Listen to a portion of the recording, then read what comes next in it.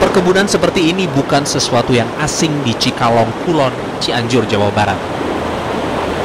Tapi 800 meter dari jalan raya, ada sebuah lokasi pembakaran sampah yang nyaris tak kentara di tengah lokasi persawahan. Ada sisa darah dan peralatan medis bekas pakai yang tak terbakar sempurna. Di areal 2 hektar milik PMI DKI Jakarta ini, Rozikin biasa menghabiskan waktu mengurus kebun jambu biji. Ia juga biasa membakar sampah yang dikirim dari unit transfusi darah daerah Jakarta. Mulai membakar dari tahun 1995 sampai sekarang.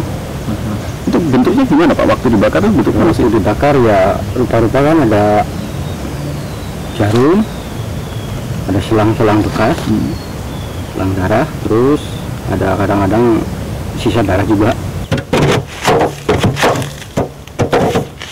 Jangan bayangkan pengolahan limbah medis dilakukan secara profesional. Hanya ada 2 tong bekas yang dipakai sebagai alat pembakaran. Ini alatnya sederhana, cuma dikasih drum aja, sama semawar, tank minyak, sama minyak. Rozikin bukannya tak paham bahaya sampah yang diolahnya. Ia tahu betul bahan-bahan apa yang harus ia urus hampir 4 kali dalam sebulan. Titik ya, Udara yang pokoknya udah kadaluarsa, udah nggak terpakai. Terus ini apa? Plasma itu. Itu. terus yang penyakit yang mengandung penyakit dikasih tahu? Kasih tahu ada ini kan. Gitu. Biasanya penyakit apa itu yang dibuang? HIV. Limbah sisa darah dan alat medis bekas pakai digolongkan sebagai sampah infeksius sehingga masuk kategori bahan berbahaya dan beracun atau B3. Tapi Rozikin tak sendiri. Ketidaktahuan dan kemiskinan memaksa warga RT 03 RW 6 Dusun Cimuncang, Mekarsari memanfaatkan ampas kegiatan PMI DKI Jakarta. Kantong plastik bekas membungkus sampah darah dan alat medis tercemar penyakit sudah jamak dipakai untuk kegiatan sehari-hari. Ibu sambil lagi ke kebun, itu ada plastik ya diambil aja gitu buat melindungi meri. Ibu tahunya itu tempat apa? Yang di Ibu tempat ambil itu tempat apa? Tempat sampah. Tempat sampah apa? Tempat sampah PMI. Biasanya banyak ya di situ? Banyak. Kalau kesini kan 1 truk.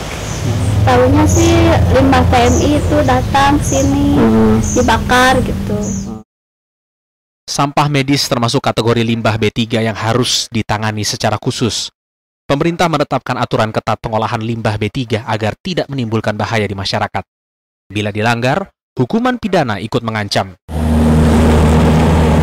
Meski demikian, secara umum praktik buang sampah darah oleh PMI Jakarta di Cianjur dilakukan jauh dari prosedur semestinya. Meski sempat ditolak warga, praktik ilegal ini bisa mulus berlangsung hingga hampir 14 tahun. Sebelum saya jadi kepala desa memang itu udah ada mengenai masalah PMI. Setelah saya jadi, saya tegur, kasih surat. Saya panggil ke desa. Tiba-tiba dia tidak bisa membuktikan surat yang resmi. Saya tegur, suruh bikin surat. Tapi penolakan teredam setelah PMI berjanji mengurus perizinan termasuk izin analisis mengenai dampak lingkungan atau AMDAL. Apalagi ada kesepakatan yang dianggap menguntungkan bagi warga setempat. Jangan akhirnya masyarakat minta per bulannya itu 500.000 per bulan. Dan desa juga akhirnya ikut juga. Kok kenapa masyarakat dikasih 500.000 per bulan dan desa enggak gitu? Akhirnya desa juga dikasih. Berapa Pak? Ya 500.000 ya dibayarnya setiap kali 17 Agustus ada kegiatan Agustusan. Ya jumlah 6 juta. Berbeda dengan temuan di lapangan, PMI Jakarta membantah membuang limbah ke Cianjur. Tadi kita sedang lagi proses izin. Untuk AMDAL-nya belum keluar, kemudian juga kita belum lakukan di sana pembangunan untuk limbah. Karena lokasi juga yang kita beli tanahnya itu cukup jauh dan tinggi ya, sehingga kita belum bangun instalasi untuk pembakaran di sana untuk pengolahan limbah gitu.